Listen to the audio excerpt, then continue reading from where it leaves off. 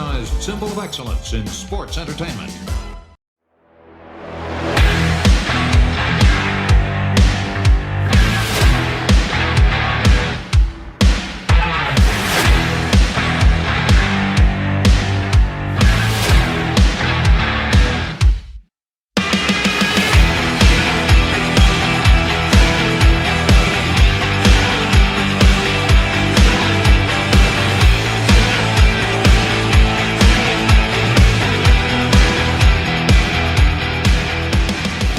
Hey, this is Kurt Angle, and welcome to the Kurt Angle Show.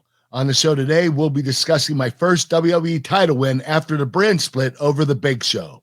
But first, let me introduce to you my co-host, Paul Bromwell. How you doing today, Paul? Kurt, I'm doing great, man. Listen, we're recording a little early this week because someone's got a birthday, and they're celebrating in Pittsburgh on SmackDown. And by the time this drops, it will all have happened. Share with our audience what's happening, how this come together. Tell us all about it, man. Well, I approached the WWE and I said, listen, your Olympic hero is going to have a birthday on December 9th. And you're going to be in Pittsburgh. WWE is going to be in Pittsburgh. It's a perfect time to celebrate my birthday. And so they were like, yeah, we'll think about it. But they came back to me and they said, okay, we're going to do something. But I don't know if I should say it now. I mean, you can, because by the time this airs, it would have happened, buddy. Well, what happened was they wanted me to do the milk truck segment again. So what they decided to do was have a bunch of heels talk about me during the show, all through the show, and putting me down and ripping on me. And then at the end, they were coming out to the ring because I was supposed to have my celebration. I don't show up. And the heels are in the ring, and they're in there with all the birthday cake and everything, all the celebrations. And I come in with the milk truck. Yes. And I go down and I spray them down and I tell them, hey, you can't have cake without milk. Good stuff. I sprayed them with the milk. It's awesome. When I was told this, I was so excited because that was my favorite moment in the WWE. Sure. Driving that milk truck into the arena in Sacramento, California. It was my number one moment. I absolutely loved that. I had such a great time doing it, and it was an awesome moment for me to be able to do it again. And the fact that they want to have fun with it and relive it for you on your actual birthday. So when Friday, yeah, when it was SmackDown, really cool. Nah, I was dude. so excited when I read it. I was like, "Holy crap, man! This is better than I expected." Well, I tell you what, as a fan, and just like the rest of the listeners here, I'm so excited. And it's like you said, people have already seen it, unless there was some kind of last minute change and and things changed or whatever. That's the plan as we record today on Thursday prior to the drop of the show. But hey, happy birthday, Kurt Angle. Thank you, Paul. I really appreciate that. Saw You're you like with my the best friend, so we are. It's unbelievable. We talk we're more. inseparable. That's right, Paulie and Kurt, and I got to see you with the family at the Melting Pot. Looks like you had a great birthday dinner there. Yeah, we did that for St. Jude's Children's Hospital Research. Very cool. It was really cool to be able to do that and have dinner at the Melting Pot. It's one of my favorite places to eat, especially on my cheat day. And I saw you cheating. I saw you dipping into that cheese sauce, that cheese dip there, the cheese That's fondue. right. Good for you. Pot. That's why they call it the melting pot. They got a bunch of cheese and a bunch of bowls that are boiling. They have fire underneath them. So, did you have the chocolate fondue? Yes, I had a little bit. I actually had a Oreo cookie covered marshmallow, and I dipped it in chocolate. I only had one. There you go. Awesome, man. Well, I'm glad you got to celebrate, and I'm glad you got to celebrate at home with your WWE family. Lots of exciting things with Kurt Angle. I'm excited about 2023, and Kurt Angle, you and I were just talking before, and there's a lot of good stuff coming up. So hang with us here on the Kurt Angle Show. We're going to start driving more merch. I talk about merch because I'm wearing this Kurt Angle Show sweatshirt. I'm in the Northeast. We're both in Pennsylvania in the Northeast, and it's getting cold here, brother. And so it was time for me to order myself one of your sweatshirts, the show I'm gonna sweatshirts. have to pull out my sweatshirt too eventually. So there you go. Check us out, boxofgimmicks.com, and you can find a sweatshirt there for you too in the colder weather. But hey, man, last week we blew up the internet. You did specifically. You talked about Brock Lesnar news with TNA. We talked about that fiery Samoa Joe promo with Kevin Nash and Scott Hall no show. and that was an unbelievable clip. Check out our YouTube channel. You can check it out over there on YouTube, and there's a lot of great clips over there, and a lot of visibility happens whenever you talk about Jim Cornette. So a lot of people will keep an eye on what he does. You can find it youtube.com/The Angle Pod, and lots of fun clips where we're clipping out things. We have some help with our social media guy, Dominic D'Angelo, who's absolutely crushing it. But man, we're just having a lot of fun on the show. But getting back to Brock Lesnar, this week is all about Armageddon 2002, as you said. And back in 2002, Brock dropped the WWE title at Survivor Series to none other than your buddy, The Big Show, Paul White. So, yeah, and we're going to talk all about your match with him. But before we jump in, I want to get your opinion, because he drops the title here at Survivor Series to him. It's not a long time that the Big Show has it. Was this a mistake in your mind at this point in 2002? No, what I think they were trying to do was Brock was undefeated at this point in time, kicking ass, taking names, and they wanted him to win the title, and he won the title, and he only held it for a couple of months, I believe. And what they didn't want to have happen was, for me, I was next in line to have a good title reign. And they didn't want me to beat Brock at Survivor Series because I was going to wrestle Brock at WrestleMania 19, 5 months later. And during that time, I was supposed to beat Brock, but I broke my neck beforehand. So I had to do the job for Brock and lose to him and give him the title because I had to have surgery. So they didn't want me to beat Brock 2 times in a row. So Big Show beat Brock Lesnar, then I beat Big Show. That way I didn't beat Brock twice, even though he ended up beating me at WrestleMania because I broke my neck. Yeah. But long story short, Big Show, he was never a transition champion by any means, but at this point in time, he basically was, for this current story, getting the title from one person to the other. Yeah, absolutely. And at this point in time, Brock and I were both baby faces, so Big Show is a heel. And he had to play that role just as you said, in no regard are you saying he was a transitional champion overall. This just happened to have to be the case for this particular storyline to make it work. By no means was he ever a transitional champion. You're right, Paul. Yeah, and the other thing I want to make sure everyone knows, because you've talked about this, you knew for a while that it was going to be you and Brock at WrestleMania. We've talked about it before here on the show. They were doing little vignettes where you'd be doing something and Brock would blow by you and you two would look at each other, say something. So the build by was the there. hallway. Yeah. One quick remark. Yeah. Setting it up nice and slowly. Let's talk about the Big Show a little bit here, because as you said, for this storyline, he was the one that was going to hold it and then lose. Was he unhappy about this at all? Was he cool with it? Do you remember his state of mind? You know what? To be honest with you, he beat Brock freaking Lesnar. There's no reason to be ashamed of that or be upset. I mean, even if he was going to be a transitional champion just at this point in time, he got to beat Brock. And I think that's a big deal. And I think Big Show took a lot of pride in that. And you mentioned you kind of knew all the plans that were leading up to WrestleMania. So I'm assuming you knew that, hey, the goal is to get the championship back on my waist here soon, isn't it? Okay. As quickly as possible. I was supposed to have a title reign for a whole year. That was the whole plan. I was going to beat Big Show. I was going to carry it into WrestleMania, beat Brock, and continue on. But unfortunately, I broke my neck in February, and I couldn't. I had to have surgery after WrestleMania. Well, listen, let's continue on then. Let's pick up here with the story as we head into Armageddon, where this all goes down between you and Big Show. There's this tag feud that we've talked about on the show already, as far as with you and Chris being champions, and we documented that in past shows. So take a listen. We've gone through 2002 in detail this year. So that kind of continues on SmackDown after this show, and you get to wrestle Eddie Guerrero. Was working with Eddie different in 2002 compared to just 2000? No. Eddie was always an incredible in-ring performer. I loved working with Eddie. He was literally my second or third favorite to wrestle behind Benoit and Shawn Michaels. But Eddie was right up there too. I mean, the guy, what he was able to do in his career. And, even after his car accident, when he broke his leg and, he had to rehab and come back, and he was still moving incredibly well. So Eddie was great. Whether I wrestled him in 2000 or 2002, it didn't matter. I think actually Eddie was starting to get a bigger push in 2002 at this particular time. Well, let's jump into what Meltzer had to say in The Observer, because he talked about this match on SmackDown. He said Angle over Eddie was a good match, with Angle working as a babyface as the first step in a planned face turn. And then he adds his commentary. Of course, that's been delayed many times. This was a decent match, probably even good for anyone else, but not at the level you'd expect. Maybe 3.25 stars. Storyline was that Chavo kept interfering. Benoit was on the ramp watching but refused to help Angle. Angle ended up cleaning house on both while Benoit still on the ramp and clapped. The match featured the single worst missed spot, a DDT by Angle that shockingly made the air on a tape show. That ruined the illusion that Angle never made a mistake inside the ring. Okay, a lot to break down there from the Observer, but first off, how long was your babyface turn planned for that you remember?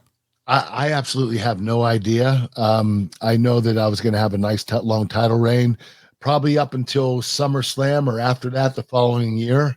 So it was going to be a good, nice little babyface run for me.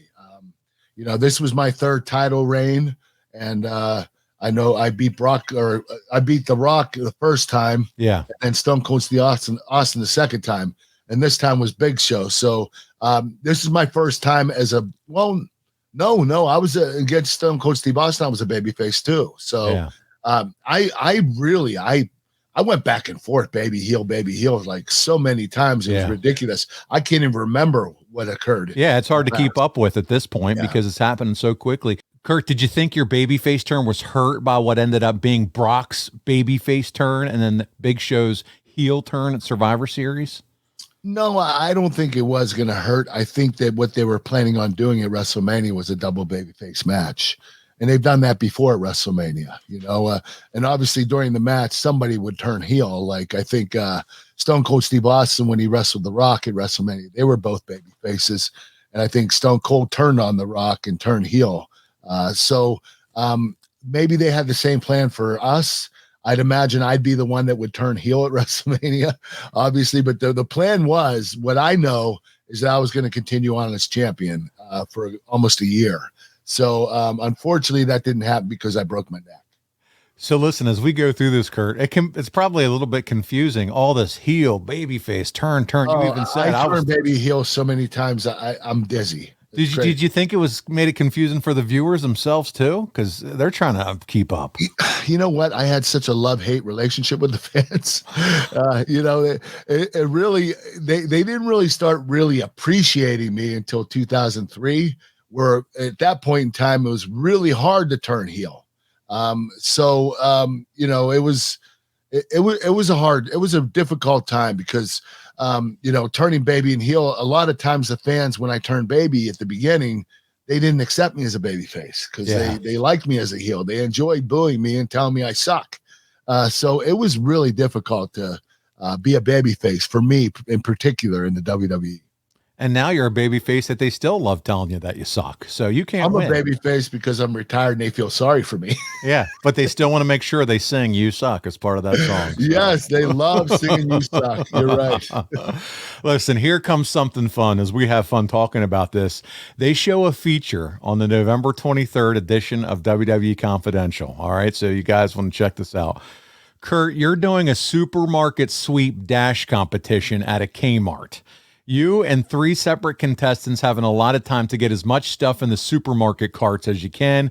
When you get to the third contestant, you blow up straight away and can't continue, and the guy's girlfriend has to take over. Now, listen, buddy, I know you get blown up in the ring sometimes. Some guys do. You act like you never do. But in a Kmart, dude, what in the world's going on here, man?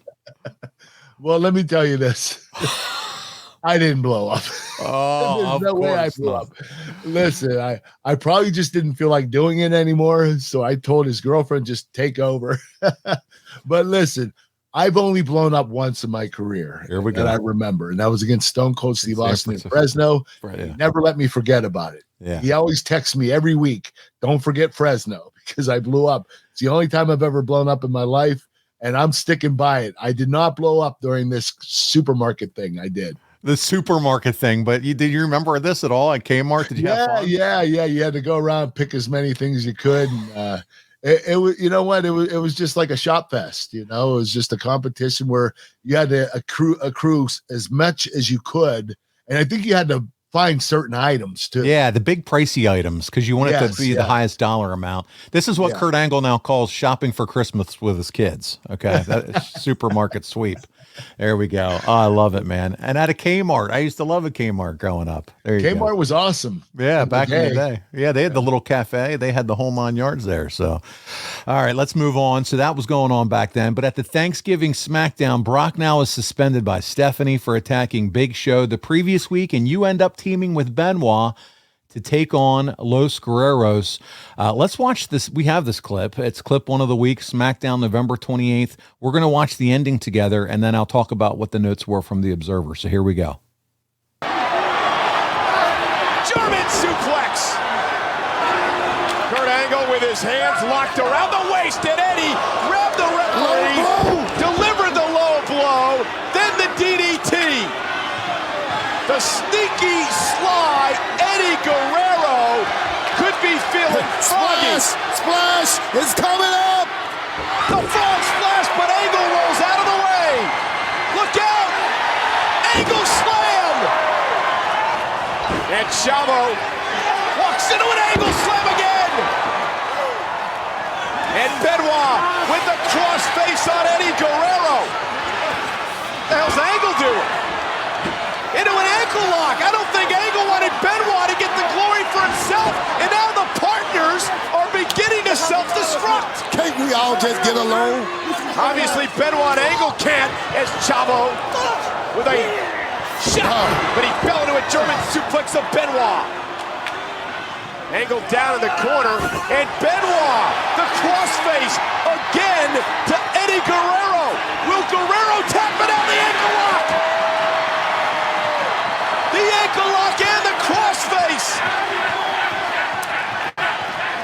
The referee trying to pull Angle off.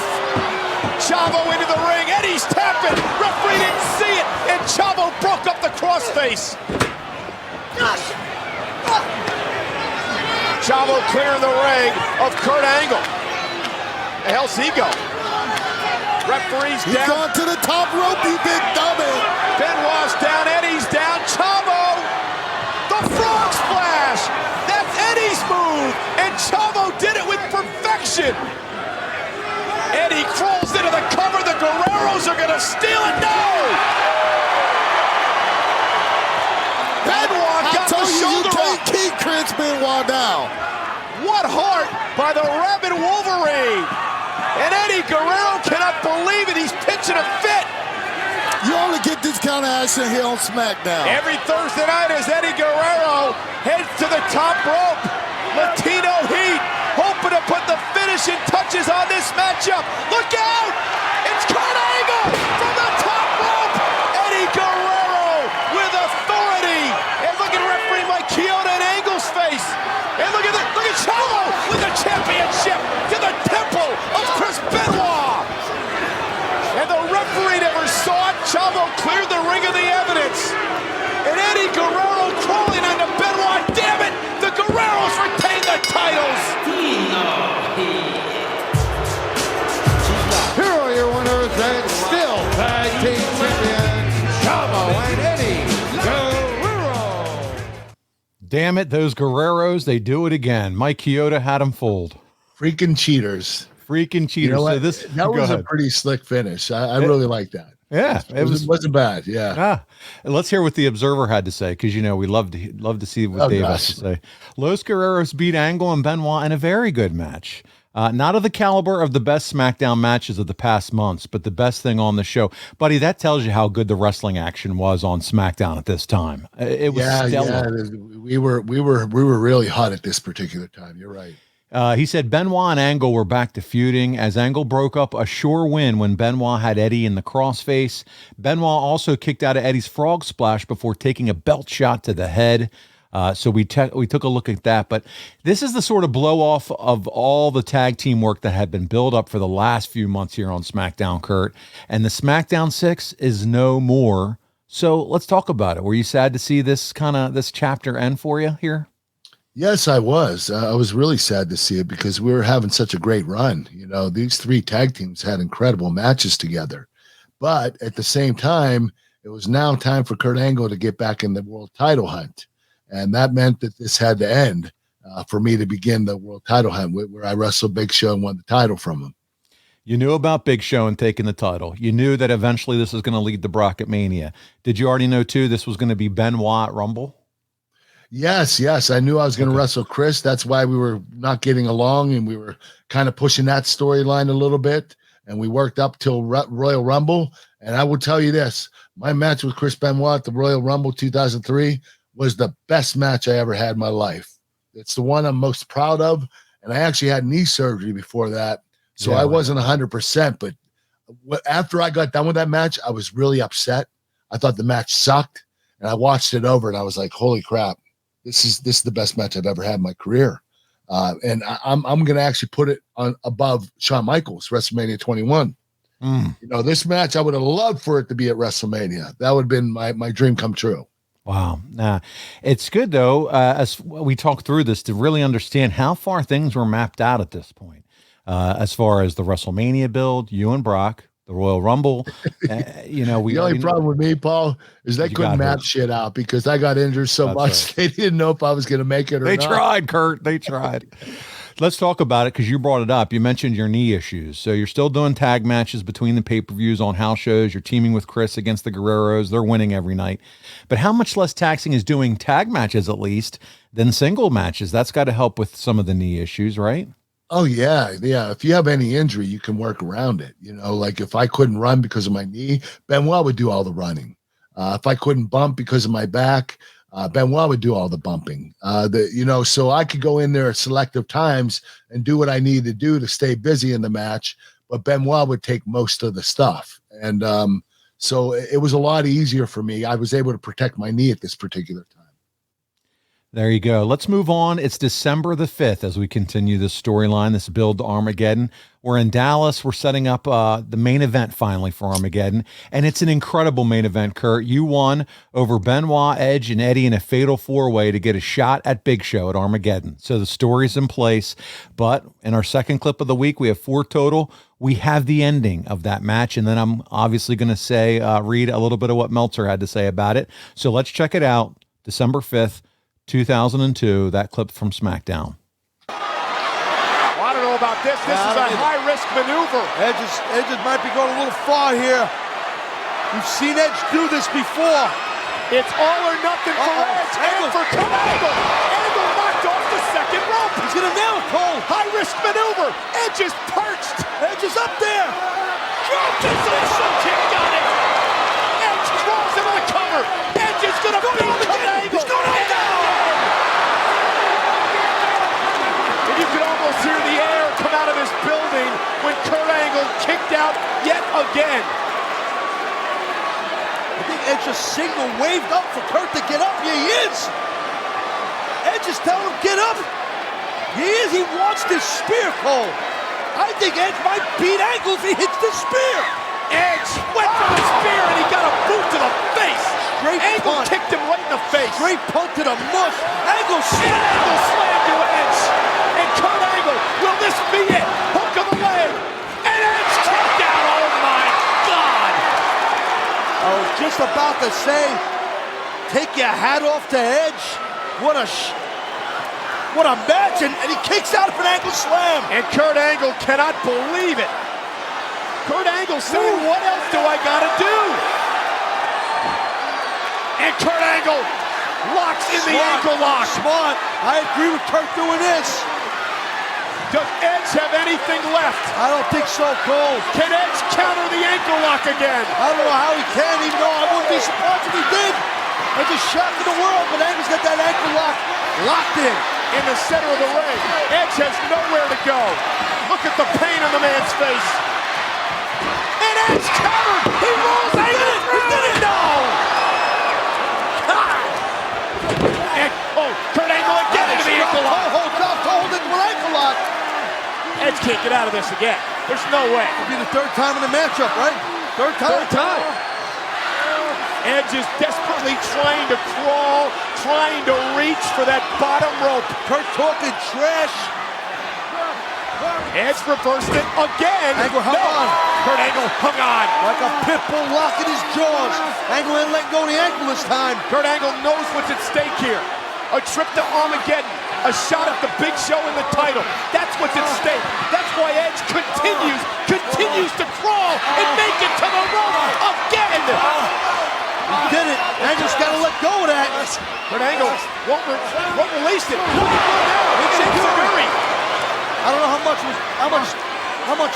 was behind that shot, behind an Enzuigiri of Edge. Well, it knocked Angle for a loop. And Angle slam delivered to Kurt Angle. Hell, here's the cover. Edge is gonna get it. No. Angle got the shoulder up again.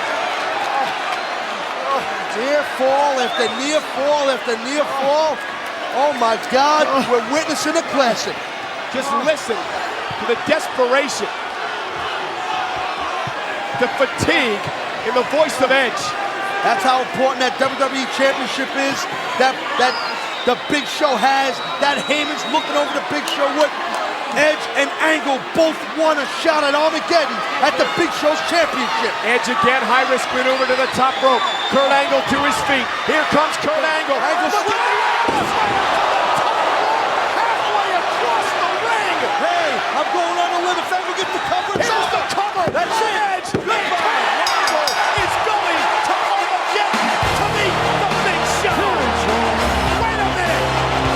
It's the champion, the Big Show.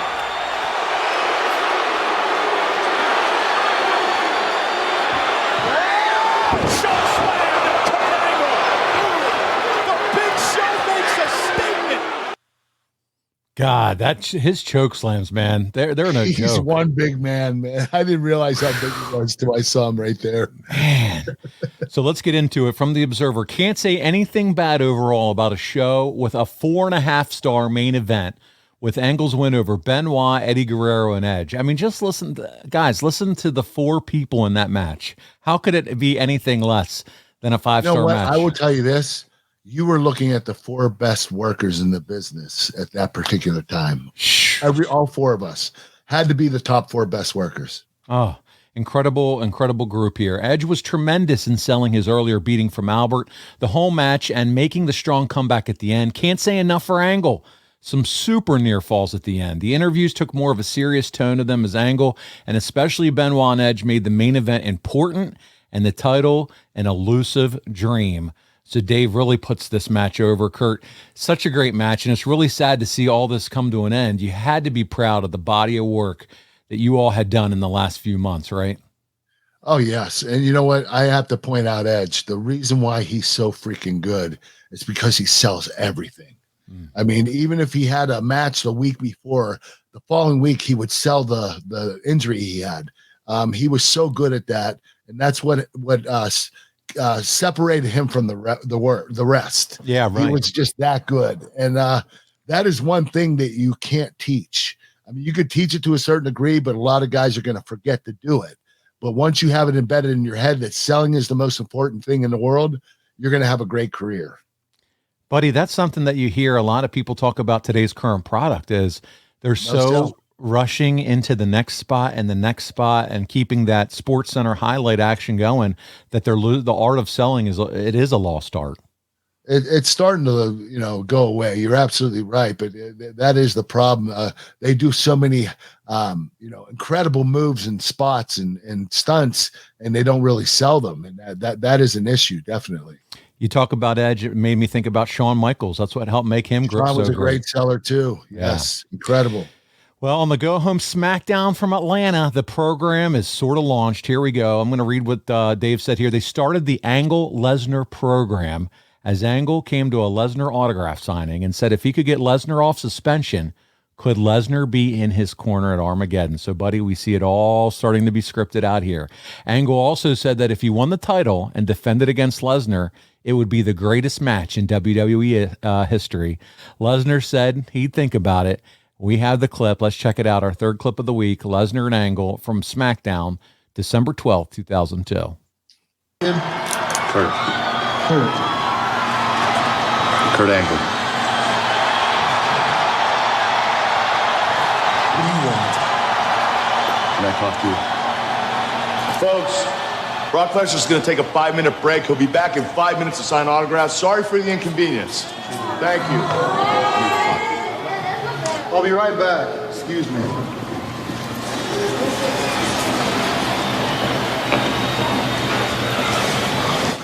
can I help you? Well, actually, Brock, we can help each other out. You see, I can help you get your suspension lifted if you can help me beat the Big Show. How can I help you beat the Big Show? By being in my corner this Sunday at Armageddon. You saying you can't beat the Big Show? Brock, I can beat the Big Show. But with all due respect, Brock, even you couldn't beat the Big Show with Paul Heyman in his corner. I mean, Brock, this Sunday at Armageddon, if you're in my corner, if you come down to that ring with me and you stand in my corner, you're gonna be looking at the man who screwed you, Brock. He screwed you out of the WWE title. He's gonna be 20 feet away from you. And I promise you, Brock, you're gonna be able to get your hands on Paul Heyman for doing what he did to you. And Brock, let's be honest, I mean, Paul Heyman's never gonna give you a shot at that title. You'll never have that shot against the Big Show because he'll never let it happen. As long as the Big Show's champion, you'll never get that shot. But Brock, if I'm champion, if I become the WWE champion, you're gonna be the first one on my list. Because you deserve it, Brock. Ever since you got here, you've been tearing it up. I mean, you've been dominating the whole time.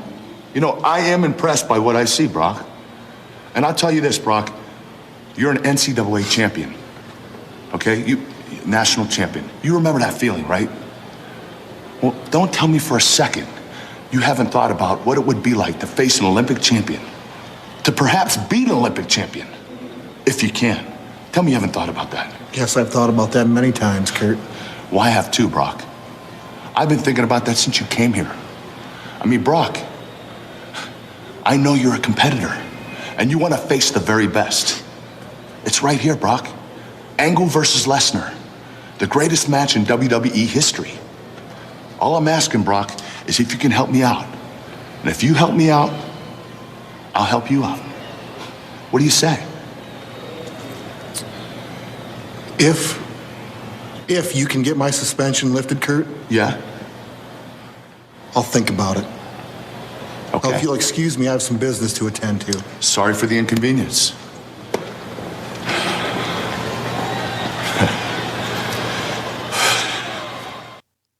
And there it is. Kurt, this is so much fun watching you and Brock do your thing and set the stage for the story. But you firmly believe this could be the best single match in WWE history, right? Why not? Now, Brock was a little young. I'm not going to lie to you. He was a little inexperienced. So was I. But we were both NCAA champions, and we both had amateur wrestling underneath our belts. So I knew we'd have incredible chemistry. And with that becomes that can be one of the greatest matches of all time. And I think that WrestleMania 19, I think besides the actual finish, that match was pretty damn close to being one of the greatest matches of all times. I mean, besides the issue that Brock actually missed the shooting star press and landed on his head, almost broke his neck. But at the same time, that was such an incredible WrestleMania moment that people remember that forever. So that spot right there in WrestleMania 19 actually made the match better because people remember it. That's right. No, absolutely. It's one of those memories or highlights, whatever you want to call it, that's etched in WWE history that we all go back and see and remember. And it's very memorable. And so there you go.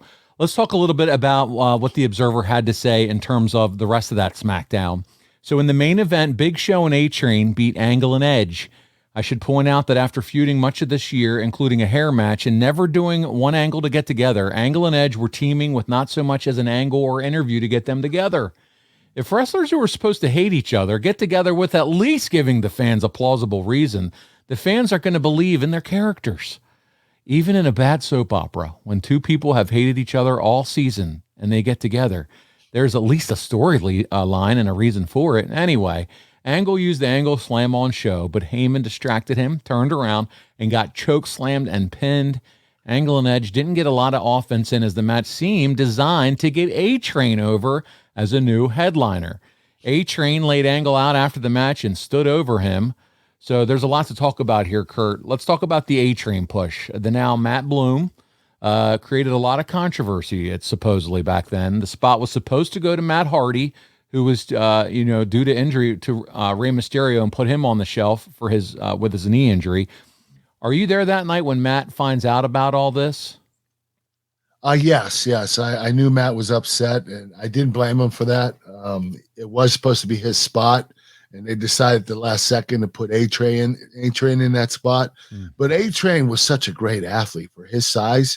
He was an incredible big guy, and I remember training with him at the Dory Funk Dojo. And the great thing about him is he not only was a dominating wrestler, he sold the hell out of everything. He was so polished as a wrestler. I absolutely loved working with the guy. And, I was limited on what I could do with him because he was so damn big. But at the same time, he really showed me a lot in that ring. And I was really impressed by his performances. Yeah, just to close the loop on the whole Matt Hardy side of things, the rumor and innuendo is that he was ready to walk out. Did you ever hear that? Do you remember hearing about that? Yes. I heard he was going to walk out. He was really upset. I understood. I don't blame him for that because it was his spot and it got taken away from him. Well, teaming with Edge after really the whole year you've had together with no mention of anything, to Dave's point, when he's talking about, even building as a soap opera would, he shaved your head. Do you think that hurts fans' believability at all with this? We dropped the ball. Yeah. I mean, I'm not going to lie to you. I think Dave Meltzer's right. We should have had some kind of pre-tape, kind of making peace between the two of us or something like that, or showing that we still have animosity. But to not do anything, that was probably wrong. And I think the writers were just so busy with everything. They dropped the ball with that. And that's a small thing that means something big. Even a fun cue card spot again, all over again in the back or something. Figure out something to make this semi work. And you gave us the answer in your answer. You did think, though, that Albert, or A-Train, as they're calling him here, was ready for the push, regardless of how it happened. You felt yes, he was. The only thing that held him back was confidence. He a lot of times he doubted himself, and he was so good he didn't have to be unconfident. He really was one of the best big guys I've worked with, and he could move really fast. He was a lineman. He was a professional football player for the NFL. Yeah. I mean, he played at the University of Pitt, and he was a dominating lineman, great athlete. And I knew that it would, if he went into WWE when he did, I knew he'd be successful. He should have been more successful than he was. Yep. Always cheering for those Pitt Panther alumni guys too, man. So there you go. Go Pitt. There you go. And that's, you said something very important there. Sometimes it's not your talent. It's not your ability. It's what's going on between your ears that can be the biggest thing to hurt or impact or affect someone. Unfortunately, that's what hurt him because he had all the tools. Yeah. Well, he's sharing a lot of those tools now down in NXT and has really helped so many young wrestlers. He's really good at it too. Yeah. Well, the Observer goes on. It says Angle will be having his knee scoped after the pay-per-view. They are hopeful the 5 weeks between Armageddon and Rumble will be enough for him to fully recover and not miss a major show. Is that the WWE hopeful for you? I mean, we know you're a machine and a maniac, so I wouldn't be surprised if this was you pushing it, yourself for all this. Oh, shit. I would have wrestled the day after my surgery if I was allowed. You're insane, bro. You know what? It didn't really matter because I was injured anyway. I was always injured. That's what really sucked about my career is there weren't a lot of times in my career where I was 100% healthy, and that's unfortunate. But I still had a great career, and I was able to be pretty consistent with it, even with the injuries. But it was a little bit upsetting that I got hurt so much. Well, now as we sit here and talk today, those knees have been replaced. I mean, you got two brand new knees. That's right. That's why I lost a bunch of weight because I got to take care of these new ones. and are you, since we're here and we're talking about the knee injury and you've had them replaced, where are you at? You feeling good? Yeah. It's 6.5 months from the surgery, and I'm almost fully recovered. Usually takes 9 to 12 months, but I'm there. I'm really happy. My legs are stronger now than they were before the surgery. Yeah, you're walking great. Do you do anything on the treadmill running wise, or have you? Not yet. They don't want me to run yet. Probably in another month or two, I'll start running again, but I'm not allowed to run very far. Can't run more than 2 miles. If most of us, if we could run 2 miles, that would be an Olympic event. Okay. We'd get a gold medal if we could actually do that. Dude, I'm so proud of you and I'm so happy to hear that, man. Such a great report. That's excellent. Give the ultimate gift to the wrestling fan in your life this holiday season. You've asked for it, and I can't believe this is real, but now you can give the gift of ad-free shows. Head over to adfreegift.com now to purchase an ad-free show subscription for a friend or loved one. Simply click on Gift a Subscription and choose a plan. Plug in their email address, and just like that, your gift is on its way to their inbox. In my opinion, you simply will not find a better value in wrestling this holiday season. Get over with that special someone in your life by giving the gift of ad-free shows. Visit adfreegift.com right now to get started. That's adfreegift.com. Your one-stop shop for the wrestling fan in your life this holiday season is adfreegift.com. Excellent. So you're hurting here. We know that. Does Show know how bad you're hurting? I mean, is he aware that, because you two are going to have to try to work around this, I guess? Yeah, the problem was I was injured, and Big Show was really big at this particular time. Really big, like 520, 530. And there wasn't a lot I could do with him.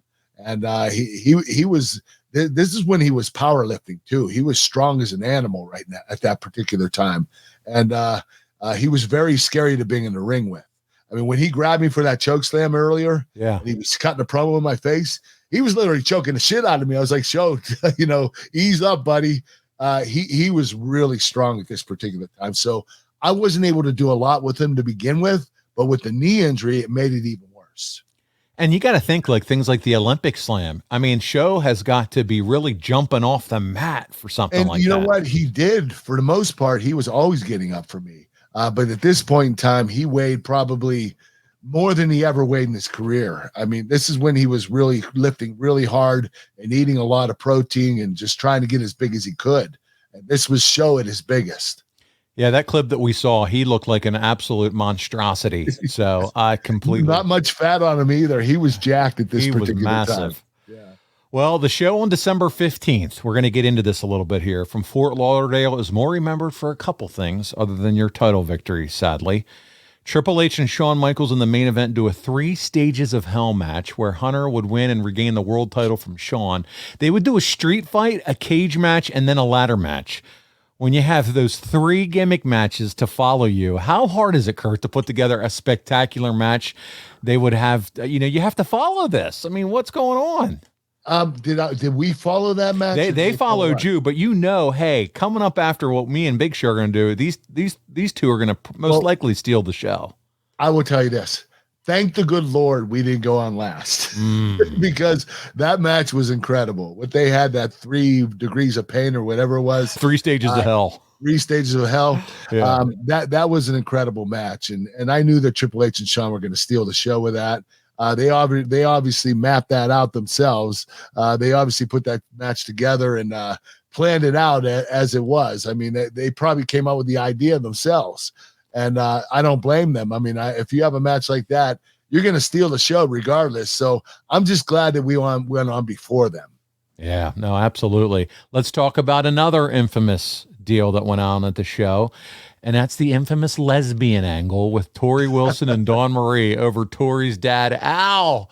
Yes, this is all real. You guys remember it. Don't act like you don't. Did you ever pay attention to any of this? You know what? No, I didn't. It was so crazy. This whole lesbian angle with Tori's father involved. I mean, how would you feel as a father? I don't know. All I got to say is anything Tori Wilson's in, I'm pretty much paying attention to. What? Yeah. But I get Tori what you're Wilson, saying. Anytime she's on, people are going to watch. Regardless. Yeah. Yes. Yeah. But I understand what you're saying. I mean, you're obviously there working, figuring out what you're doing with the big show. The last thing you're worried about is Al and the lesbian angle, Exactly. Yeah. Tori Wilson. Enough said. So let's continue on. Benoit would defeat Eddie in a singles match to determine Benoit being the #1 contender at the Royal Rumble and take on the eventual champion. So there, that plays out. Would you have rather had faced Chris than Eddie at this point, right? Even if the story didn't have that, Bill, correct? Oh, that's tough. I mean, Eddie or Chris, it's really tough to pick that one. But because of what occurred in 2003 at the Royal Rumble, I'm glad it was Chris. I think Eddie and I would have had a great match too, but I don't think it would have been that match that Chris and I had. That is etched in my mind as my greatest match of all time. Yeah, as you said earlier, the problem is Benoit doesn't really have a defined role, and everyone was really enjoying the Guerreros at this point. So there's not a lot of heat for their match here. And for all the credit Paul Heyman gets as a writer, this was a little bit of a sloppy storytelling for these two. Well, don't forget, Chris didn't have much of a character. He was called the Crippler. Yeah. You know, so it was all about wrestling. He didn't talk that much. He wasn't that articulate when he spoke. So it was really hard to put him in certain storylines. You know, you had to put him in a big time wrestling storyline. That's easy for Chris. But to put him in a complicated storyline, that would have been a lot more difficult. Yeah, he might not have had the acting chops that a guy like a Kurt Angle he could work better than anybody in the ring, man. Yeah. I mean, he wasn't pulling people behind the stage at an autograph signing and trying to swing deals and sales pitches and all that stuff. We get it. So listen, Kurt, before the match, you show Lesnar the finish of him losing to the Big Show at Survivor Series to get him all riled up, and you try to get him to be in your corner again. Did you as two amazing wrestlers and competitors think you needed all this gaga, or could you two just have been left to determine who was the better wrestler? We didn't need it. I mean, you're absolutely right. We could have done this without all the gaga. Brock and I were both amateur wrestlers, both NCAA champions. This match was a money match regardless of what you did, what kind of storyline you started or finished with. Brock and I was going to be a huge money match regardless, and WrestleMania 19 showed that. That's right, man. Two major stars at WrestleMania, baby. But before we get there, let's take care of Armageddon. Let's get to the match. It's Kurt Angle and Big Show. Kurt, you and I are going to watch this clip, final clip of the week, and then I'm going to read the notes from the Observer. Here we go. Okay. Big Show with that Angle slam. But wait a minute. Straps it down. The straps are down, and the ankle lock is locked in. Oh, it's in. And Big Show reversing, and with one hand changes the momentum of the match. Right around the throat. Big frying pan handle. Kurt Angle, reversal, rolls the big man through. The ankle lock again. Right back on it. Will the Big Show, will the champion tap out? No matter if you're trying or not, you might have to give up to this. Big Show trying to use the referee, Mike Chioda, to get to the ropes. Kurt Angle's got a lot of ankle and leg to grab. Big Show is desperate. Big Show trying to roll that 500-pound frame, and he does. He rolled through and kicked the ref down in the process. The referee is down. The Big Show's down. Kurt Angle's down. But wait a minute. Heyman's up. Right in front of us here. We got that sneaky, slimy scumbag. What is he doing? He's got a steel chair in his hand. I see he's got a steel chair, but where's the referee's down? Well, I'll tell you one thing. All three men are down. Paul Heyman, he tossed the steel chair into the ring. And you hear the people, Cole. They want Brock. Big Show is stirring. The steel chair was sent into the ring by Heyman to be used by Big Show. But nobody's made it to the chair yet. You know, the crowd chanting, "We want Brock." A few seconds ago, but it's not. It remains to be seen. Steel chair! And a shot to the skull! The Big Show, the giant, has been slain! Big Show's got to be knocked out. Got to be out. Kurt Angle, he's got to know Big Show. One hand. Just got out. One hand to Big Show. Paul Heyman cannot believe it. He realized how close that championship was gone. Ankle lock. The ankle lock again. And Big Show is tapping. Big Show is tapping, but the referee is down. Mike Chioda's down and out. But Kurt Angle may break through. Wait a minute. A-Train. The A-Train. The A-Train. The hell? No. The backbreaker to Kurt Angle. The A-Train who teamed with the Big Show last week, seizing the moment again. I don't even think Heyman expected the A-Train out here. Paul Heyman just said, what the hell was that all about? Right here in front of us, that's what Paul Heyman said. Well, A-Train and Big Show running mates, running buddies. Watching out Big Show's back, A-Train But the damage was done. The A-Train with that vicious backbreaker. This is bad, Cole. This is bad. Brock Lesnar nowhere to be seen. A-Train nailing that backbreaker on Angle. The ref's out. Paul Heyman looking on at Kurt Angle, looking on at his client, the Big Show.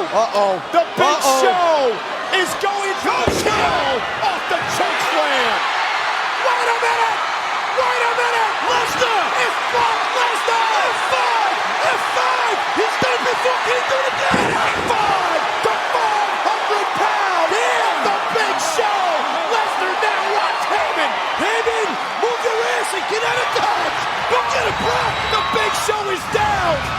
Angle's down. Kurt Angle is stirring. F5 on the Big Show with ease. Kurt Angle is crawling. Oh, come on. Kurt Angle is crawling toward the champion. From the left, I can feel it, Cole. I can feel it too. Kurt Angle with the cover. The hook leg. 2. Kurt Angle is the new WWE champion. Here is your winner and the new WWE champion, Kurt Angle. For the 3rd time, Kurt Angle has climbed to the top of the mountain. Payback for Brock Lesnar tonight as Lesnar screws the Big Show and Paul Heyman. There it is, buddy. 3-time champ, Kurt Angle. That's right. 3 times in 2 years, 2.5 years. And I love watching you. You were watching the clip, little chuckling as you landed there in Kyoto's lap. Did you see Brock pick up Big Show like it was nothing? That's where I was 530 going next. pounds. Holy crap. Right where I was going next was it continues to impress me. I don't care how many times you see it. It's incredible. It is. His strength, his brute strength of picking that guy up like it's like you or Like it was or me. nothing. Yeah, like nothing. He didn't even struggle. Unbelievable. A lot of fun, but the crowd reaction was massive for you winning the title, which was cool to see. So let's talk about the Observer notes. Kurt Angle won the SmackDown title over Big Show in 12:36. This was the best laid out match of the show and had the most heat. It was still Angle's worst pay-per-view match so far this year because of you, Big Show gassed real fast. Angle did a missile dropkick for a near fall. He went for a moonsault block, but ended up kicking Show in the face on the way down and landed awkwardly. I'm not sure if you ever got a receipt for that one. Angle delivered an angle slam for a near fall and put on the ankle lock. Show tried to choke slam his way out, but Angle blocked it and turned it into another ankle lock. Show kicked out and Angle collided for the ref bump spot. I feel like we're watching TNA again, all these ref bumps.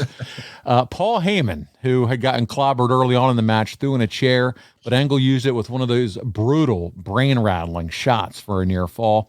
Angle used the ankle lock and Show was tapping, which we saw. Those big mitts were hitting that canvas. But no ref. A-Train ran in, put Angle in the old Bruno Sammartino shoulder backbreaker and dropped down. Show gave him a choke slam. Brock Lesnar, this is what we're talking about, ran out and delivered an F5 on a totally gassed Big Show and nearly lost him, allowing Angle to make the pin. He gave it 2.25 stars. Ladies and gentlemen, this is one of those rare times where you'll see a match with Angle below 3 stars from Dave Meltzer. So there you go. What did you think about the match? Was it a disappointment? Do you agree with him? They're saying that Show was gassed. Tell me your thoughts and feelings. Well, I don't want to pick on Big Show because he is incredible. And, the problem was, he wasn't able to go for a long period of time because he was so big. Yes. Like he really got really big. Like he gained a lot of weight on purpose, put on as much muscle as he could. And when you do stuff like that, you're not used to that body weight. That's what gets you tired. And I think that he was gassing out earlier. And it wasn't just him. Me, I was limited because of my knee. I couldn't do a lot of stuff. So we were both pigeon-toed at this particular time. So we just had to do the best we could, and that's what we did. How does it feel to be champion once again, Kurt Angle? Oh, it's awesome, man. Anytime I was WWE champion, it was a great feeling. Was this my favorite? No, not by any means. Probably mine against The Rock was my favorite title run. The reason why Stone Cold was second is because I only held it for a week. Yeah. But Big Show, he was my third, without a doubt. I won 6 world titles in WWE, but the Big Show was my third favorite.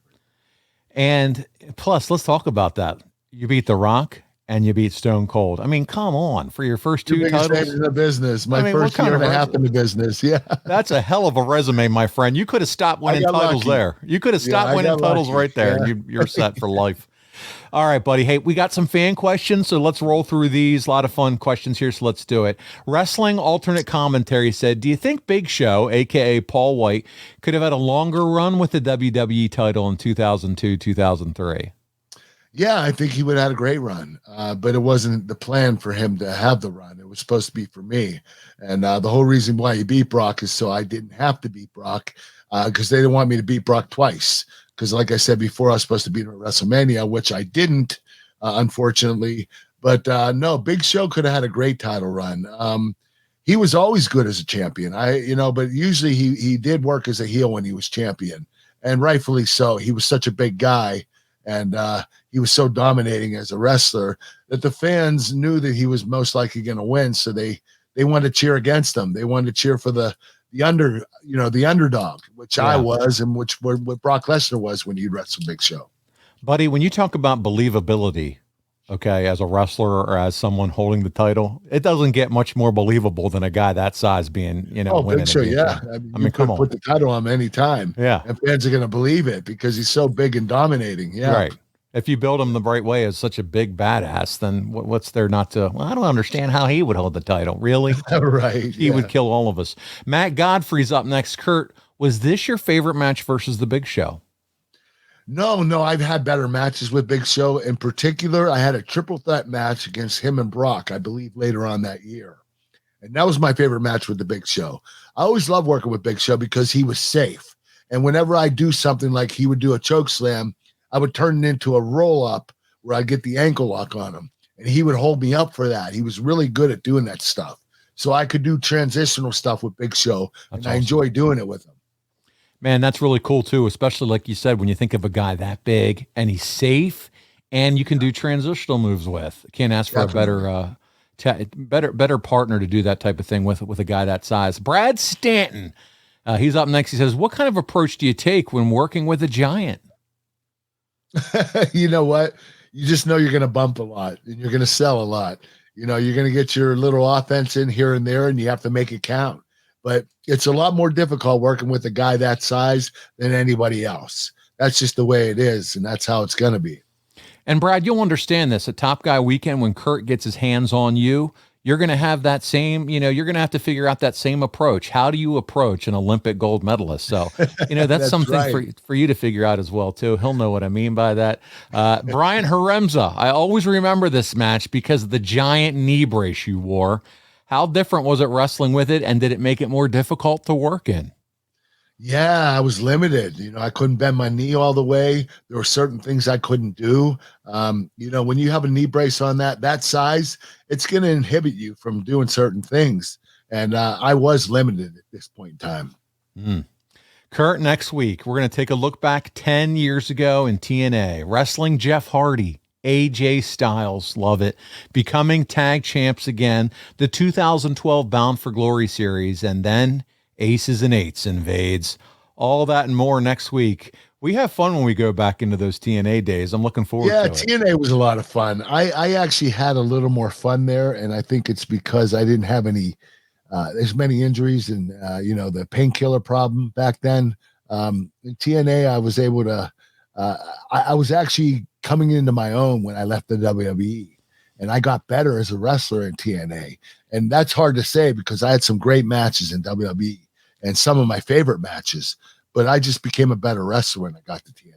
It's also the place where you were able to heal, where it finally you hit your low point, rehab and everything else. You hit your low point, but you came out of it in TNA. And then, so that's why I think that's special too. Well, listen, man, this is fantastic. I want to share with all of you, if you're not on adfreeshows.com, get over there because at the end of this month, December the 19th, it's a Monday night, 8 p.m. Eastern, Kurt Angle and myself will be live and in color for a Q&A with our Ad-Free Shows members. Guys, this is the first time Kurt and I have been together for an Ad-Free Shows Zoom event. And doing it in the evening. And we're doing it late. All right. Yeah. I told Kurt he couldn't go to bed until we did this. So we're doing it. I usually go to bed at 8 p.m., but that's when we're starting. I had to put him in a virtual ankle lock to get him to finally commit to 8 o'clock. And I did it for all of you. So you better show up. Okay. That's what I'm saying. 8 o'clock, Monday, December 19th is Ask Kurt Anything Zoom Live, special for you guys behind the paywall. So sign up today. We're doing all kinds of fun stuff. We're doing live shows, live experiences. Kurt doesn't even know this yet, But on 12/23, when he and I record at 1 o'clock Eastern that Friday, we're going to open up the YouTube private channel for our ad-free show members so they can just watch it privately while we live record and chat in the chat window amongst each other. What a huge advantage. So, man, we're doing a lot of fun things over there. So check it out, adfreeshows.com. Conrad and all the rest of the scientists are in there mixing all the right things together to come up with the winning formula as we start to head into 2023. So be sure to go over there. Before we get out of there, we have a few things for you. anglepodlinks.com. That's the one-stop website you want to go to where you're going to find all of our social media, including our YouTube channel. I touched on it earlier. Our main man, Dominic D'Angelo, is crushing it on social media and our YouTube channel. Kurt, Dominic. We just surpassed 50,000 subscribers. That's awesome. Oh, so wow. I want to double that. I want to get to 100K in 2023, buddy. Yeah, me too. I know Kevin Nash just got the 100,000. Yeah.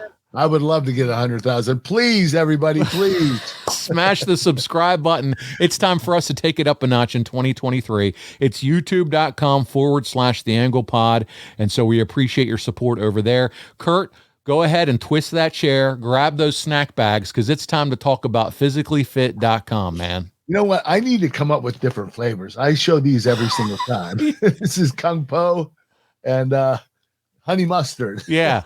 Come on, Kurt. You should have it down by now. Anyway, hey, you can get these at physicallyfit.com. They're chicken snacks and Snack Smart Crispy Protein Bites. One's chicken protein, this one, and this one's organic plant protein. You can get them at physicallyfit.com. There are 11 different flavors. You're going to absolutely love them. You can use the code AnglePod and get your first order off 20%, or you can become a lifetime member on the website and get 20% off for the rest of your life. You have to order these, go to physicallyfit.com. Oh, it's true. It's damn true. It's damn true. I mean, as Kurt says that phrase in his sleep, I see it on every Cameo message. Speaking of cameos, KurtAngleBrand.com is where you can find all the good stuff. We're talking cowboy hats, milk cartons, Kurt Angle birthday cards, and we know he's got a big one, the birthday boy does, this weekend. But check it out, T-shirts and things like that, KurtAngleBrand.com. That's where it's at. You'll see a big, beautiful picture of his face on the homepage of the website, and you'll know you landed in the right spot, right, Kurt? Yes, you have to go to KurtAngleBrand.com to get your merchandise. Order it, and I'll send it right to you. You'll get it immediately. Ah, so nice, man. He's just not only is he an Olympic hero, he's an Olympic nice guy too. And so that's where he's going to take care of you. For all those last minute Christmas details, stocking stuffers, go over there. Get him a little cowboy hat. Got to get a cowboy hat or a birthday card. Come on. Something. I might even do Christmas cards. Don't take me up on it, but I might end up having it here. Well, buddy, you better figure it out. We're in December already. So that's awesome. Listen, we have had an absolute blast today covering Armageddon 2002. We're back with TNA next week, and we're going to wrap up the month with a special Ask Kurt Anything for our last episode of the year. So start thinking of your questions. I encourage you. Think of anything and everything, because there's nothing more fun for me as a host of the show than putting Kurt Angle on the hot seat for Ask Kurt Anything. Oh boy. And it's so much fun. So let's make that episode the best of the year and the last episode of the year. But now it's time to close it down. And on behalf of your Olympic hero, Kurt Angle, this is Paul Bromwell. We'll see you right back here next week on The Kurt Angle Show.